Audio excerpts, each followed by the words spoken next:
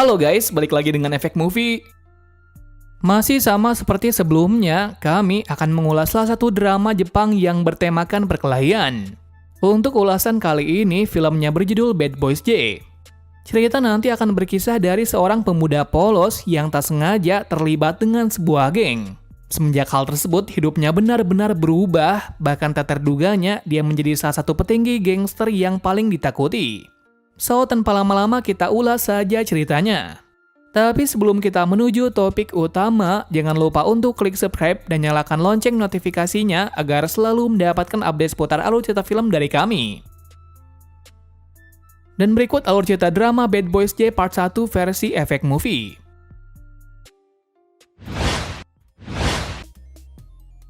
Drama dibuka dari diperlihatkan salah satu gangster dari Hiroshima yang bernama Goku Rakucho sedang berkumpul di markas. Saat itu kita dilihatkan kalau pemimpin dari kelompok ini bernama Toshi sedang berniat melakukan penyerangan kepada salah satu geng sebelah yang bernama Kiss. Hal ini didasari dari Toshi yang ingin secepatnya menguasai Hiroshima. Tetapi keputusan dari Toshi sangat ditentang oleh orang nomor 2 di kelompok ini yaitu Yoji. Kenapa Yoji menentangnya? Karena apa yang dilakukan oleh Toshi tidak sejalan dengan pemimpin sebelumnya. Akan tetapi Toshi membantah balik kalau ia tetap akan melakukannya. Dengan alasan hanya cara itu saja untuk bisa membawa Goku Rakucho menjadi nomor 1 di Hiroshima. Akan hal tersebut Yoji hanya diam saja dan pergi, dikarenakan dia tidak bisa membantah apa perkataan darinya. Tentu melihat Yoji yang diam seperti itu, temannya yang bernama Eiji dan Hisao sangat kecewa. Lantaran jika terus seperti ini, maka kelompok ini akan bubar dengan sendirinya. Dalam ketidakpastian ini mereka pun kembali bertugas seperti biasa. Namun ketika di jalan, mereka melihat kalau ada beberapa berandalan yang sedang memalak seseorang. Melihatnya, Yoji yang tidak tega pun membantunya dan menyelamatkannya dari para berandalan tersebut. Sayang, meski begitu ia terlambat karena beberapa berandalan tersebut telah kabur dan membawa benda berharga dari korbannya. Ternyata pemuda polos itu bernama Tsukasa Kiriki, yang sebelumnya dia berada di sini karena ingin memberikan hadiah kepada orang yang dia suka. Tepatnya gadis tersebut adalah salah satu pelayan di dekat sini yang bernama Kumi. Nah, sejak bantuan dari Yoji kemarin, Tsukasa sering nongkrong bersama mereka dan mendengar beberapa masalah yang ada pada gengnya. Di situ Tsukasa yang sosokan tahu memberinya saran jika memang bos mereka telah melanggar janjinya, maka dikeluarkan saja. Tetapi hal itu dibantah oleh Yoji karena ia tahu kalau sebenarnya tujuan dari Toshi juga tak salah. Mengingat dia hanya ingin membuat geng Goku Rakucho disegani oleh kelompok lain. Cuma apa yang dilakukan sangat melenceng dari peraturan yang dibuat oleh pemimpin sebelumnya. Di tengah pembicaraan tersebut tiba-tiba Tsukasa melihat kalau ada beberapa berandalan yang menculik Kumi. Melihat hal ini dia pun berniat untuk menyelamatkannya. Tetapi hal itu dihentikan oleh Yoji karena berandalan yang menculik Kumi adalah suruhan dari Toshi. Jadi akan sangat mustahil untuk menyelamatkannya. Meski begitu, Tsukasa dengan nekatnya pergi ke sana untuk menyelamatkannya. Benar adanya, hal tersebut membuat Toshi marah besar dan meminta para bawahannya untuk menghabisinya. Dalam keadaan tersebut, Tsukasa yang tidak pandai berkelahi hanya menjadi samsak dari mereka. Namun tadi duganya ketika melihat Kumi dikasari oleh Toshi, dia bangkit dan menghajar semua bawahannya. Seketika hal tersebut membuat semua terdiam, karena ternyata sifat polosnya adalah kedok, karena aslinya dia adalah orang yang sangat kuat. Sampai-sampai hal tersebut diakui oleh Yoji, seorang terkuat nomor 2 di Goku Rakucho. Di situ Yoji yang merasa malu akan dirinya langsung membantunya. Hal ini didasari ia yang terlalu takut untuk membuat keputusan. Jadi sekarang setelah melihat tekad dari Tsukasa, ia berniat membantunya. Dengan alasan tujuan mereka sama, yakni untuk membuat Toshi mendapatkan pelajaran. Dengan hal ini Tsukasa terbantu. Jadi ia bisa berfokus untuk duel 1 lawan 1 melawan Toshi. Nah, bisa dilihat kalau Tsukasa bukanlah orang biasa. Hal itu terbukti dari dia yang bisa mengimbangi Toshi. Padahal diketahui dia adalah orang yang sangat kuat. Hingga tak terduganya, setelah lama perkelahian terjadi, Tsukasa bisa menumbangkannya. Seketika hal itu membuat semua terkejut. Kenapa seseorang polos sepertinya bisa mengalahkan pemimpin gangster? Dengan hal ini masalah pun berakhir. Akan tetapi hal ini belum sepenuhnya. Karena terungkap kalau ternyata Toshi bukan melakukan hal jahat kepada Kumi. Melainkan ia takut jika Kumi terkena masalah mengingat dia adalah adiknya. Tentu mendengar hal ini Tsukasa sangat menyesal karena bukannya menolong malah membuat pertemuannya dengan Kumi memburuk. Tapi tadi dugaannya Kumi malah berterima kasih karena berkatnya kakaknya bisa menjadi seperti dulu lagi. Sedangkan dalam sisi yang berbeda, seusai masalah besar tersebut Yoji berterima kasih kepadanya. Selain itu, ia juga menunjuk Tsukasa menjadi bos dari Gakurakucho generasi ke-8. Hal ini dikarenakan setiap orang yang bisa mengalahkan bos utama, maka ia akan menjadi bos selanjutnya. Mendengarnya, Tsukasa merasa tak tertarik, karena tujuannya bukan hal itu melainkan menyelamatkan Kumi saja. Sejak dari situ pula, Tsukasa semakin dekat dengan mereka. Hal itu dikarenakan tempat nongkrong dari Yoji berada di tempat dari Kumi bekerja. Beberapa hari kemudian, ada sebuah masalah yang cukup besar. Yakni tiba-tiba beberapa anggota dari Gakurakucho telah diserang oleh gangster nomor 2 Hiroshima yang bernama Nike. Nike dikenal sebagai salah satu gangster yang memiliki wilayah terbesar dan memiliki 3.000 anggota. Dan yang paling mengerikan adalah bos utama mereka yang bernama Hiro. Dirumorkan kalau dia adalah orang yang sangat kuat. Entah seperti apa kemampuannya, yang pasti jika sampai berurusan dengan mereka maka yang ada hanya kehancuran saja. Di situ Yoji merasa kebingungan kenapa kelompok besar seperti Nike melukai anggotanya. Kenapa Yoji bisa berpikir demikian? Lantaran jika kelompok besar tersebut bertindak maka terjadi sesuatu yang salah. Ternyata dugaan dari Yoji benar, karena salah satu temannya yang bernama Eiji telah berpacaran dengan anggota Nike yang bernama Mika. Tahu hal tersebut, Yoji meminta Eiji untuk segera memutuskannya. Jika tidak, maka masalah ini akan menjadi membesar. Sebenarnya Eiji sudah tahu hal ini akan terjadi, tetapi ia tidak bisa mengkhianati rasa cintanya. Namun sekarang karena ia tidak mau Gakurakucho hancur olehnya, dia pun memberatkan hati untuk memutuskan Mika. Lantaran hanya itu saja cara agar tidak terjadi perselisihan. Sebelum itu kita dilihatkan masa lalu di mana mereka berdua bisa bertemu. Tepatnya saat itu Mika menolongnya saat dirinya terluka parah. Sejak saat itu pula hubungan mereka semakin dekat.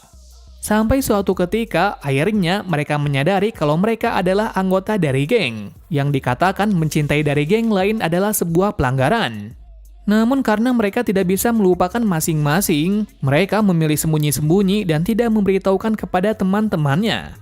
Kembali ke cerita awal, di mana setelah memutuskan Mika, Eiji pergi dan menemui Hiro untuk meminta maaf agar perkara ini tidak dilanjutkan.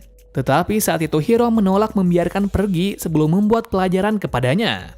Sementara di satu sisi, Yoji dan Hisao yang tiba hanya diam saja. Lantaran saat itu Eiji memintanya untuk diam. Jika tidak, maka perseteruan akan tetap berlanjut. Untungnya saat itu keadaan dari Eiji tak menjadi lebih parah ketika Tsukasa datang dan menghentikannya. Tentu akan hal ini membuat Hiro marah dan meminta semua bawahannya untuk menghancurkan Gakurakucho. Akan hal tersebut perkelahian tak terelakkan, di mana Yoji dan Hisao akan membuat celah agar Tsukasa bisa berduel 1 lawan 1 dengan Hiro. Dan sesuai apa yang diharapkan, mereka bisa membuat celah dan akhirnya terjadi duel 1 lawan 1 antara para bos gangster. Dan seperti yang terlihat, Tsukasa yang melihat temannya diperlakukan seperti itu sangat marah dan menyerang bertubi-tubi. Hingga suatu ketika, dengan bogem mautnya tersebut, ia bisa membuat Hiro kesakitan. Meski hal ini adalah kesempatan untuk menghabisinya, Tsukasa tidak melakukannya, malah dia bersujud dan meminta maaf agar Hiro membiarkan Eiji tetap bersama dengan Mika. Awalnya Hiro menolak, tetapi karena dia kalah, ia akan membiarkan hal tersebut. Dengan hal itu, masalah pun berakhir dan semua kembali ke markas untuk menyembuhkan diri. Dalam perjalanan pulang, Eiji sangat berterima kasih kepadanya, karena mungkin jika tidak ada dirinya, nasibnya tidak akan seperti ini. Di lain tempat diperlihatkan gangster nomor 1 di Hiroshima. Kelompok tersebut dikenal dengan nama Blast si Penghancur. Kenapa demikian? Lantaran mereka adalah kelompok terbesar di kota ini. Selain itu, anggota dari mereka jauh berkali-kali lipat dari Nike. Akan tetapi saat ini kelompok mereka sedang ada masalah internal. Hal itu dimulai dari orang terkuat nomor 2 yaitu Kazu, tidak terima dari salah satu tindakan petinggi lain yang bernama Sakuragi. Lantaran Sakuragi berbuat seenaknya tanpa sepengetahuan dari bos besar yaitu Dano. Apalagi di sini yang membuat Kazu marah adalah Sakuragi berniat untuk menghancurkan geng Gakurakucho. Kenapa dirinya sangat marah? Lantaran temannya saat SMP berada di sana. Tak lain adalah Yoji dan yang lain. Tentu dia yang tidak bisa menghentikan Sakuragi langsung menemui Yoji dan membahas hal tersebut. Selain itu, dia juga memberi saran untuk bergabung dengan Blast, dengan alasan ia tidak mau pertempuran terjadi. Tapi hal itu ditolak oleh Yoji dengan alasan dia sudah menganggap kalau Goku Rokucho adalah keluarganya. Mendengar hal tersebut, Kazu pun pergi dan memberinya saran kalau ia tidak bisa menghentikan hal ini lagi.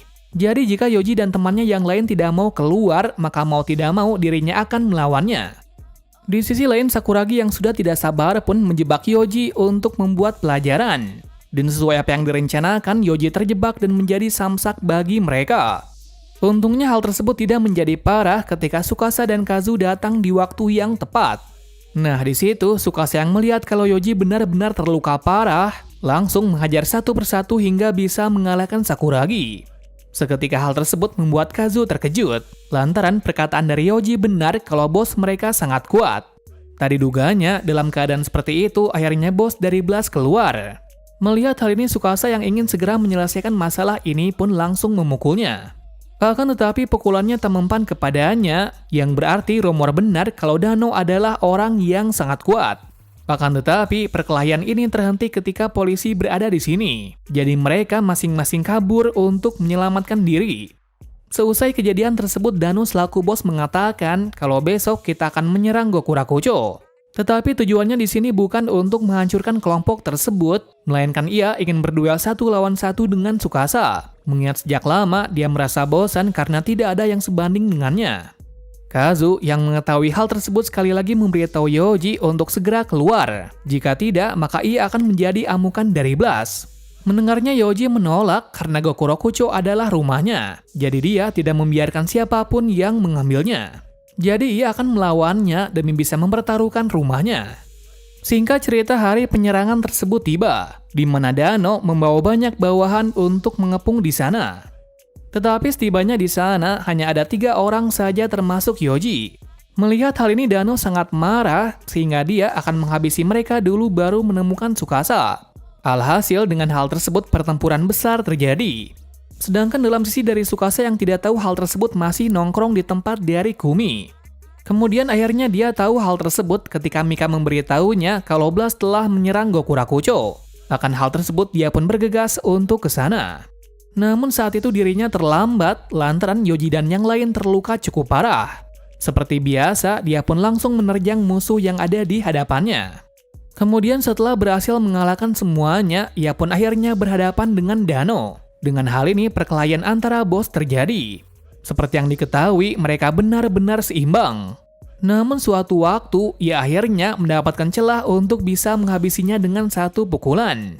Akan tetapi hal itu tak terjadi ketika tiba-tiba dari belakang Sakuragi memukulnya dengan balok.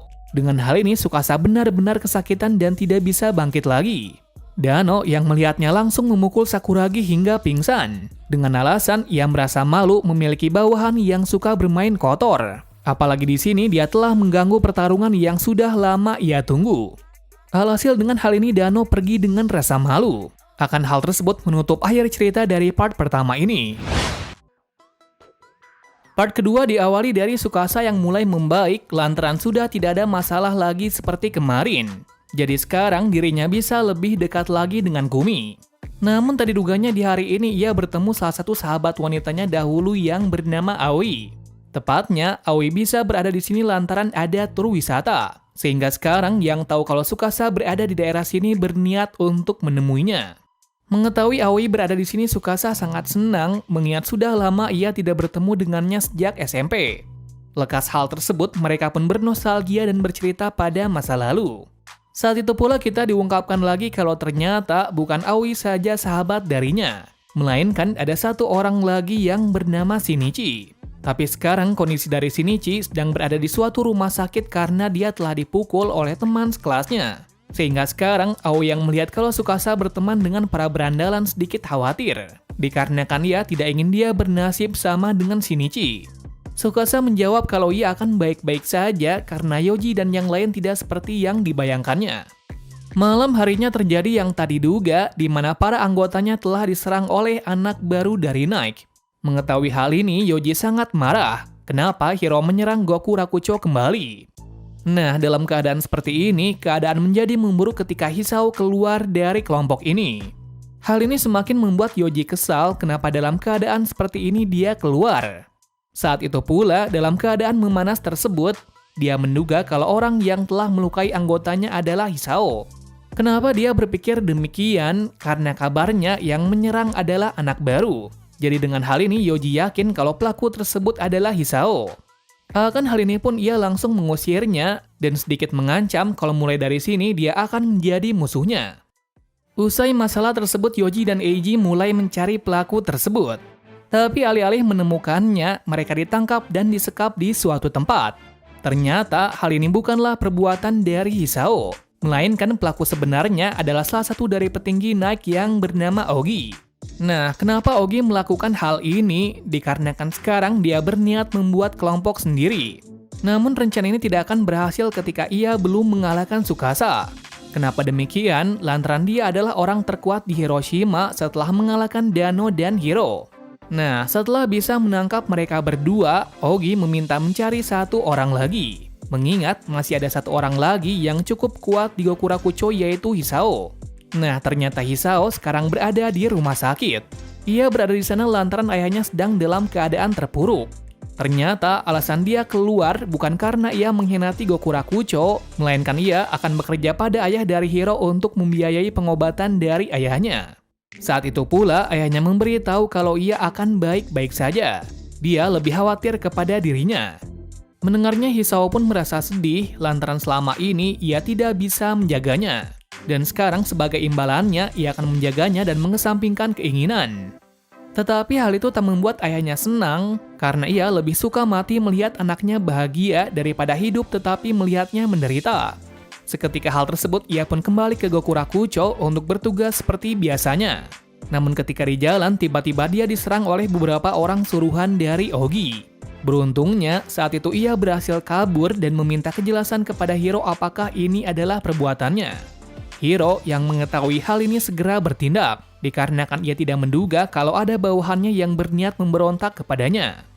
Di suatu tempat Tsukasa mendapati sebuah ancaman dari Ogi, yakni dia meminta Tsukasa untuk memilih dua pilihan yaitu menyelamatkan Yoji dan Eiji atau sahabatnya yaitu Aoi. Seketika mengetahui hal tersebut, Tsukasa bergegas untuk pergi ke tempat dari Aoi. Dengan alasan ia percaya kalau Yoji dan Eiji bisa mengatasi hal tersebut. Setibanya di sana itu adalah jebakan, karena ternyata Aoi bukanlah korban melainkan pelaku, di mana ia sangat ingin balas dendam kepada Tsukasa karena telah membuat hidup Shinichi menderita. Kenapa ia bisa berpikir seperti itu? Lantaran dahulu dia telah membuat kesalahan yakni Tsukasa membantu dengan setengah-setengah. Maksudnya perkataan tersebut adalah saat itu Tsukasa membantu Shinichi terlepas dari para berandalan. Tentu ketika ada dirinya, Shinichi pasti tidak akan diganggu. Tetapi ketika dirinya pergi, para berandalan tersebut kembali mengganggunya dan berakhir dengan tragis. Sehingga sekarang ia berniat untuk membalaskan dendam hal tersebut agar bisa membuatnya bernasib sama. Tetapi perkataan itu dibantah olehnya bahwa sebenarnya dia tidak membantunya sama sekali. Melainkan Shinichi sendiri yang berniat untuk mengatasi masalah tersebut. Sehingga dia yang tahu hal itu hanya bisa berharap kalau ia baik-baik saja dan segera keluar dari masalah tersebut. Namun meski mendengar hal itu, Aoi tetap berniat membunuhnya dengan menjatuhkan dari ketinggian. Nah, dalam keadaan yang tersudut tersebut, Hisao datang pada waktu yang tepat setelah berhasil menyelamatkan Yoji dan Eiji dengan bantuan dari Hiro. Tapi setibanya di sini, ia dibuat terkejut kalau Aoi berniat membunuh Tsukasa. Bahkan saat itu Aoi memberinya pilihan, yakni jika menginginkan sahabat tetap hidup, maka ia harus melompat. Mendapati hal tersebut, Hisao yang tidak ingin sahabat mati berniat untuk lompat. Nah, kenapa Aoi menginginkan hal ini? Dikarenakan ia ingin membenarkan kalau ia tidak melakukan kesalahan dengan berbuat seperti ini. Selain itu, ia juga memberitahu kepada Tsukasa ada cara untuk membuat Hisao selamat, yakni dengan menjatuhkannya. Hal ini Aoi lakukan untuk melihat apakah perkataan darinya mengenai Shinichi benar atau tidak. Dan terduganya, praduganya salah. Karena ternyata Tsukasa tidak akan membiarkan dirinya mati maupun teman tersebut. Usai kejadian tersebut, Aoi meminta maaf karena akibat kebodohannya ia telah melakukan hal berbahaya kepadanya. Mendengarnya Tsukasa merasa lega karena ternyata semua ini adalah kesalahpahaman saja. Kemudian di pagi harinya, Tsukasa membuat kejutan dengan mendatangkan Shinichi ke sini. Selain itu, dia juga memberitahu bahwa meski ia dimanapun, dirinya akan mengingat mereka dan akan melindunginya. Lantaran karena mereka berdua yang menyadari bahwa pentingnya seorang sahabat. Beberapa hari kemudian muncul sebuah kabar tak terduga lagi, yakni ada berita kalau si iblis jalanan telah kembali. Nah, sebelum kita lanjut, kita ulas siapa karakter ini. Tepatnya, karakter ini adalah salah satu orang terkuat di Hiroshima sekaligus rival dari Dano yang bernama Yutaka. Nah, kenapa Yutaka disebut sebagai iblis? Lantaran dia sangat kuat dan tak terkalahkan. Namun entah kenapa dia kembali ke sini lagi, padahal sekarang dia adalah seorang atlet tinju. Hal ini tentu membuat Yoji kebingungan, karena bukan anggotanya saja yang diserang, melainkan Blast dan Nike. Tentu akan hal ini timbul pertanyaan apakah tujuannya sampai berniat memusuhi para geng besar. Sedangkan di satu sisi Tsukasa yang tidak tahu hal ini menjalani kehidupan seperti biasa dan berjalan-jalan bersama dengan Kumi.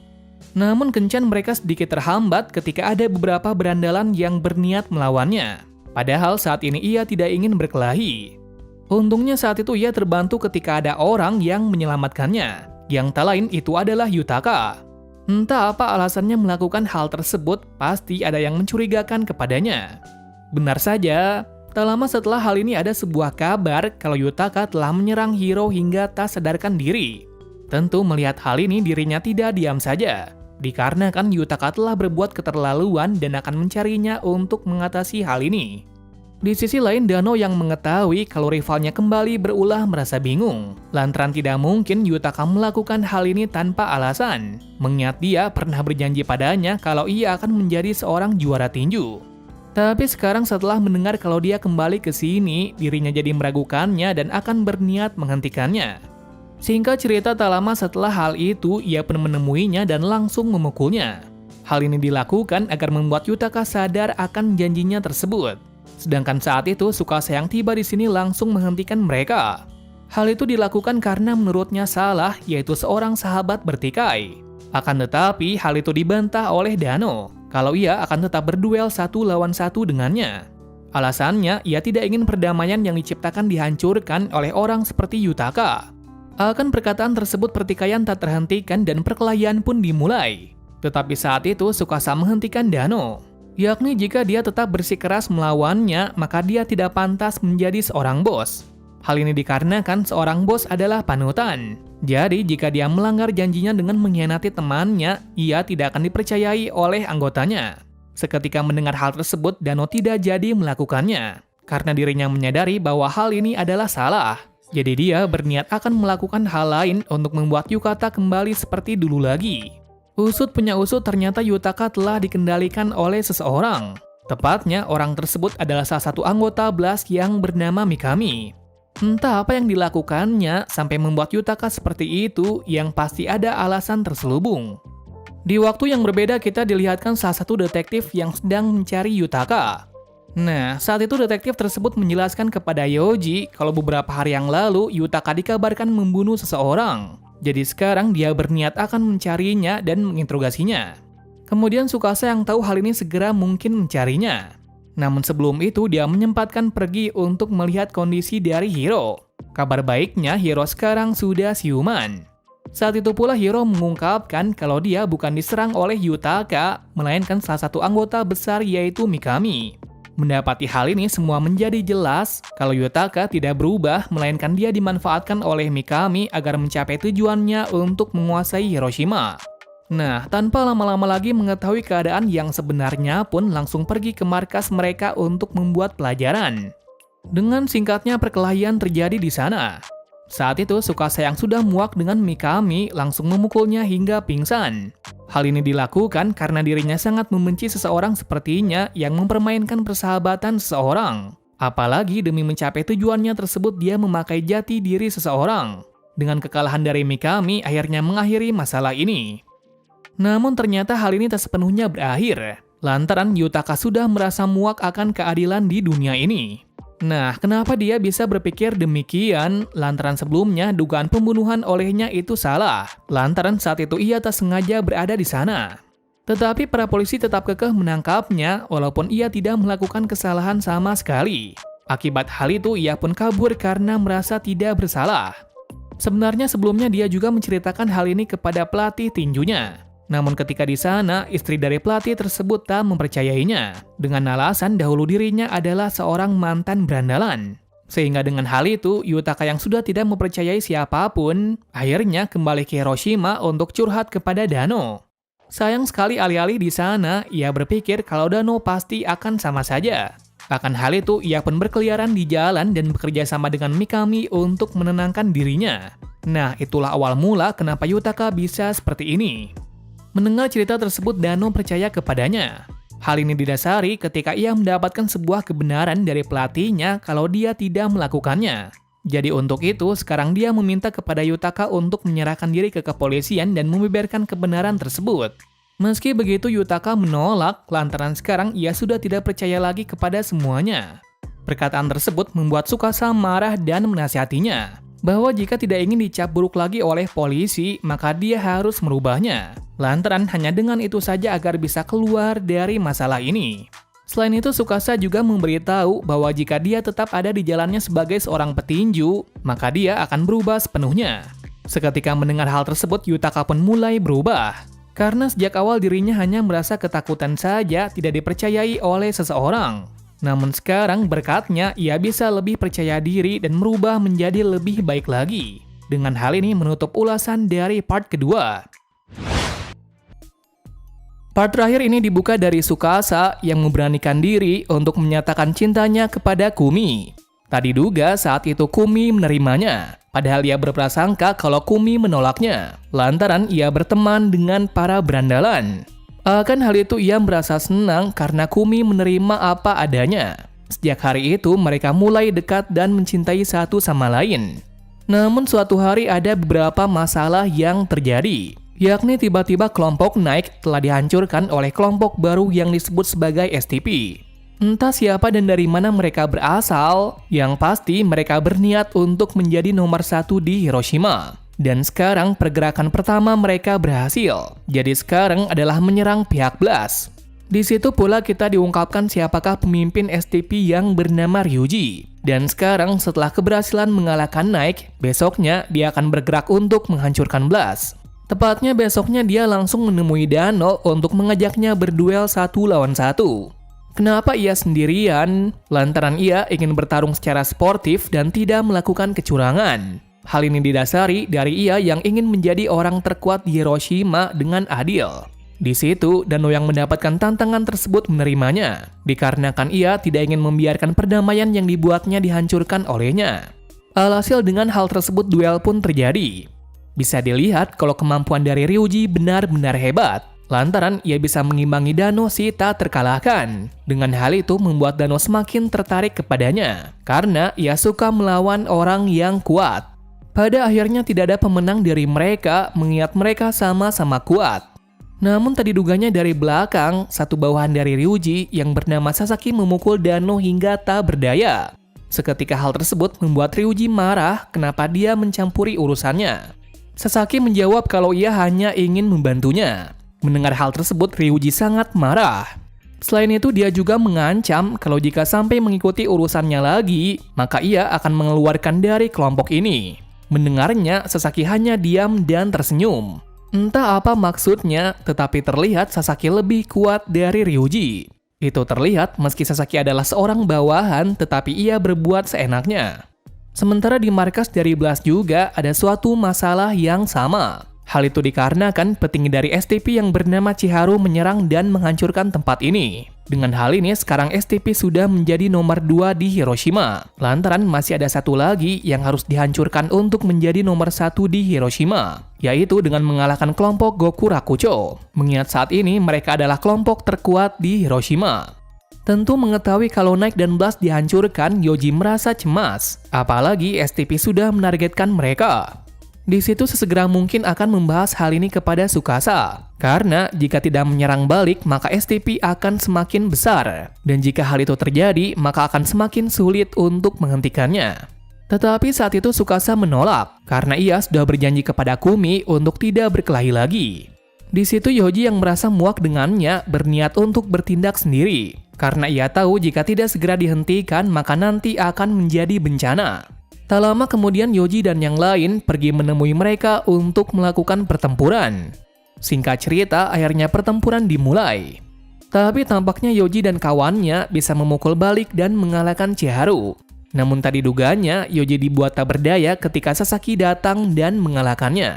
Akan hal itu, Gokurakucho mengalami kekalahan. Tetapi hal ini belum sepenuhnya, karena Sasaki belum puas ketika ia belum bisa mengalahkan Tsukasa, yang dikatakan kalau dia adalah orang terkuat di Hiroshima. Sementara di sisi yang berbeda, Ryuji mendatangi Tsukasa untuk berduel 1 lawan 1. Akan tetapi saat itu Tsukasa menolak karena ia tidak ingin berkelahi tanpa suatu alasan. Tentu hal itu membuat Ryuji marah dan mulai berpikir agar Tsukasa berduel dengannya. Tetapi tiba-tiba Sasaki datang ke sini sembari membawa Yoji yang sedang pingsan. Seketika hal tersebut membuat Tsukasa marah, dikarenakan STP bermain kotor. Saat itu dia yang sudah marah langsung menyerang Sasaki. Tapi dengan satu pukulan saja dirinya langsung terkapar. Dengan hal ini membuktikan kalau Sasaki benar-benar orang yang kuat. Akan tetapi perkelahian ini tak berlanjut ketika ada polisi yang datang ke sini. Jadi saat itu Sasaki memberitahu untuk berwaspada lantaran sebentar lagi dirinya akan menghancurkan Gokurakucho. Selepas hal tersebut Ryuji sangat marah kenapa dia mengganggu urusannya. Di situ Ryuji yang sudah sangat kesal padanya langsung mengeluarkan dari STP.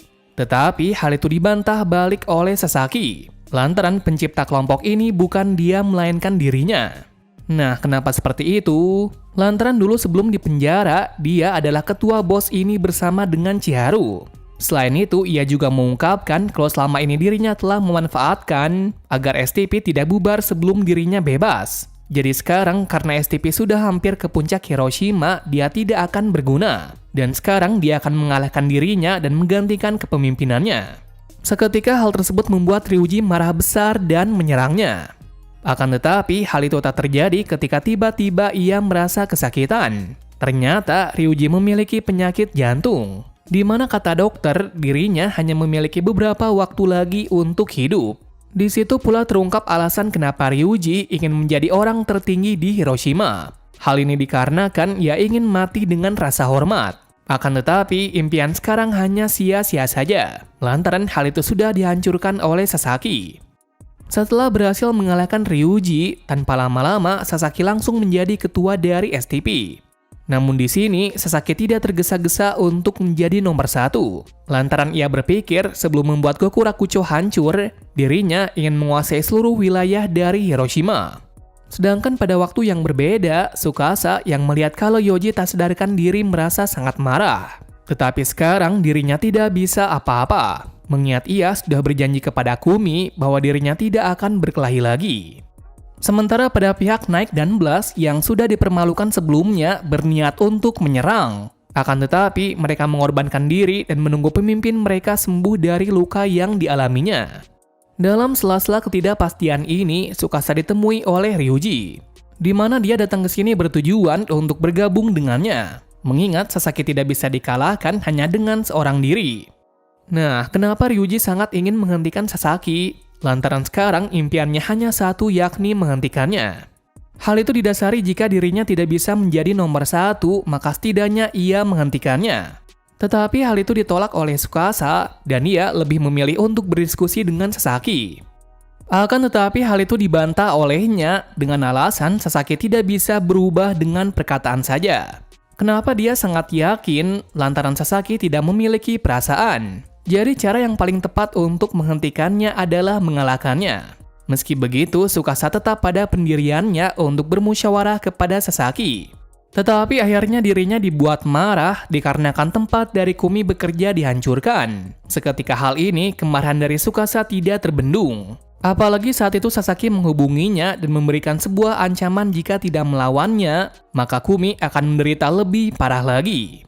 Mendengar ancaman tersebut, Tsukasa segera bertindak. Namun sebelum itu dia berniat datang ke markas dan membohongi beberapa bawahannya kalau ia akan menghentikan hal ini dengan bersepakat. Hal ini dikarenakan dia tidak ingin melihat bawahannya terluka akibat keputusannya tersebut. Sehingga sekarang ia akan pergi ke sana sendiri untuk mengatasi masalah besar itu.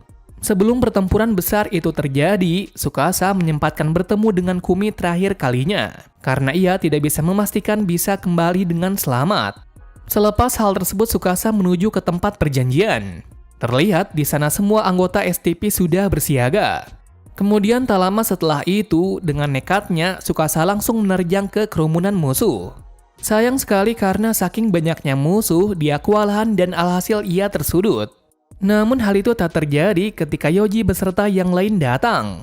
Namun bukan mereka saja, Hiro dan Dano yang dalam keadaan yang tidak fit juga ikut serta. Kenapa mereka memaksa untuk ikut? Lantaran mereka ingin balas dendam atas kejadian sebelumnya. Dengan bergabungnya 3 gangster terkuat, Tsukasa sangat terbantu akan hal ini. Hal ini juga membuat keadaan berimbang. Lantaran jika dirinya sendirian, pasti dia tidak akan berhadapan 1 lawan 1 dengan Sasaki. Namun sekarang berkat bantuan dari mereka, ia bisa menerjang masuk dan menghadapi Sasaki. Sedangkan yang lain akan mencoba menghentikan anggota yang tersisa agar tidak mengganggu duel 1 lawan 1 Tsukasa dan Sasaki. Tak jauh dari situ Yoji berhadapan dengan Chiharu. Ternyata Chiharu dulu pernah berniat bergabung dengan Gokurakucho. Akan tetapi saat itu ia ditolak mentah-mentah oleh Yoji karena dirinya masih seorang pengecut. Namun sekarang dirinya sudah berubah dan menjadi kuat berniat balas dendam kepadanya. Dengan hal ini perkelahian tak terhindarkan. Namun tetap saja Yoji bisa mengalahkannya. Meski begitu ia tidak akan menyerah dan tetap akan berdiri walaupun dirinya hampir mati. Namun akhirnya perkelahian tersebut berhenti ketika Ryuji datang dan meminta Chiharu untuk menyerah. Hal itu didasari jika dia tetap melanjutkan maka kemungkinan besar dia akan mati. Setelah semua anggota beserta petinggi dari STP berhasil dikalahkan, sekarang hanya tersisa Sasaki saja. Yang saat itu kita dilihatkan bahwa perkelahian mereka sangatlah seru. Namun ketika sudah berjalan lama, Tsukasa mulai kelelahan dan berakhir dengan luka yang cukup parah. Namun ia tetap berdiri, karena jika belum bisa mengalahkannya, maka ia tidak bisa melindungi teman-temannya. Hal ini benar-benar membuat Sasaki kesal, mengungkapkan kalau orang yang paling ia benci adalah orang yang sepertinya. Hal itu dikarenakan bahwa apa yang dilakukan oleh Tsukasa adalah omong kosong belaka. Kenapa dia bisa berpikir demikian lantaran ia lebih baik hidup sendiri? Hal ini didasari karena dia sudah tidak percaya dengan orang lain. Nah, trauma tersebut terjadi ketika masa kecilnya.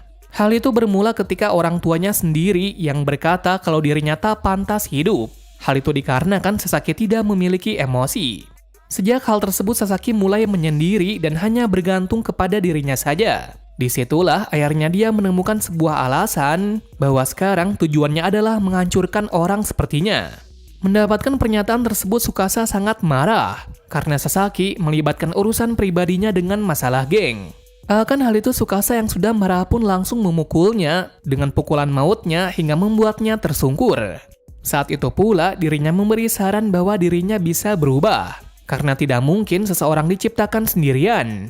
Mendengar hal tersebut Sasaki mulai sadar karena ternyata dirinya memiliki bawahan yang setia.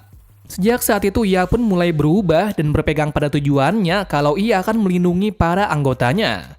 Dengan hal tersebut keadaan menjadi seperti semula, yang mana polisi tidak jadi menangkap Sasaki karena dia telah berubah. Sedangkan pada sudut berbeda, semua menjalani kehidupan seperti biasa. Dan sekarang karena sudah tidak ada masalah kembali, akhirnya Tsukasa bisa berdua dengan Kumi. Mengingat beberapa kali banyak sekali masalah yang mengganggu kencan mereka. Hal ini pun menutup akhir cerita dari drama Bad Boys J. Well, itu saja untuk akhir cerita dari drama ini. Untuk cerita benar-benar mudah dipahami dan sangat seru. Sayang sekali, film ini tidak akan cocok dengan kalian yang suka perkelahian seperti High and Low dan Crowd Zero. Kenapa demikian? Karena konflik gangster ini bukan mengedepankan actionnya, melainkan dramanya. Meski begitu, keseluruhan cerita sangat baik dan sangat recommended ditonton. Terima kasih sudah menonton video ini dan sampai jumpa di video selanjutnya.